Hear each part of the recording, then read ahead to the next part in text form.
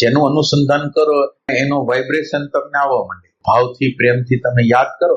એટલે આ અનુસંધાન કરવાની રીત શું છે ખબર છે? કા નામને યાદ કરો અને કા આકૃતિને યાદ કરો. આપણે કેમ ઓલો રેડિયો સાંભળતા હોય તો વિવિધ ભારતી ઓલ ઇન્ડિયા રેડિયોમાં એક કાંટાને ફેરવી કે 1100 નો કાંટો આવશે તો ઓલ ઇન્ડિયા આવશે, 1200 માં આવશે. તો આ કાંટો છે. આ જે આકૃતિ અથવા નામ છે એ કાંટો છે, અને એ કાંટાની અંદર પ્રેમથી થોડી વાર માટે યાદ કરીને પછી છોડી દેવાનું. છોડી દીધા પછી એમ અંદર જવાનું કે ભાઈ આની યાદી કર્યા પછી મને શું થયું. જો તમને સાચું આવડશે તો તમારી અંદરની પરિસ્થિતિ આખી બદલાઈ જાય છે. ઉધાર પણ ઉધાર તમને એક વખત ઝલક આપે કે વસ્તુ આ. ઘણી વાર આપણું અનુસંધાન હોય એ આપણને ઘણી મફત વસ્તુ આપી દે. અરીસો તમે થઈ જાવ ને તો સંતો જે આનંદમાં રહે છે, જે શાંતિમાં રહે છે, એ તમને સમજમાં રહે છે, એ બધી વસ્તુ તમારી અંદર થોડી વાર માટે ટ્રાન્સમિટ થઈ ગઈ, જાણે તમારી જોઈ એવું. આ બે રીત છે અનુસંધાનની. તમારે કોઈ પણ દેવ દેવી, આ ગ્રહો બધાના પોતાના વાઇબ્રેશનો છે. તમે આ બધા વીટી બનાવે છે ને ફલાણું કરે, વીટી ની કઈ જાત ના, તમે સીધું એનો અનુસંધાન કરો, તમે એની હારે જોડાઈ જાઓ.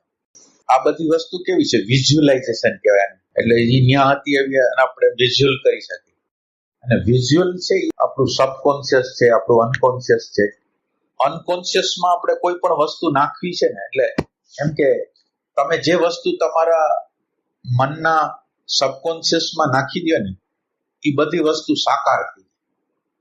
એટલે આનો ઉપયોગ તમે કરી શકો બીજી બાબતોમાં. માનો કે આને થોડી વાર તમે રાખી શકો, પછી માનો કે તમે એક સંકલ્પ જ કરી શકો.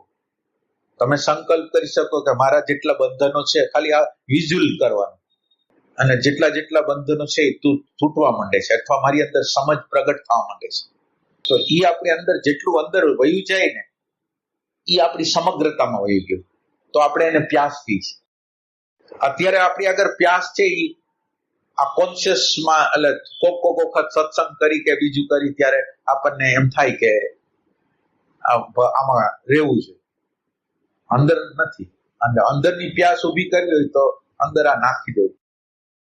માનવે ભાષા તો અમુક 1000 વર્ષથી સોયધી માનો કે, પણ ભાષા નહોતી ત્યારે સંકેતથી જ, ઇશારાથી જ સમજાવતા, દ્રશ્યથી જ સમજાવતા. તો એ જે ભાષા છે એ આપણા સબકોન્શિયસ અનકોન્શિયસ ની છે.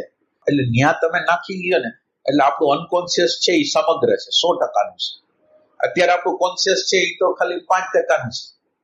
આમાં તમારા જે વિચાર હોય કે મારે ભગવાન જોઈ છે, કે આત્મા જોઈ છે, કે શાંતિ જોઈ છે, એમાં કામ નહીં કરે. કારણ કે આ છે એની સામે ઓલી કામનાઓ કેટલી છે, એ કામ નહીં કરે. હવે આ જે જાગ્રત માઇન્ડ દ્વારા તમે તમારા સબકોન્શિયસ દ્વારા અનકોન્શિયસમાં નાખી દો કે મારે ખરેખર શાંતિની જરૂર છે, પ્રેમની જરૂર છે, એનો યુઝ કરવા માટે આપો.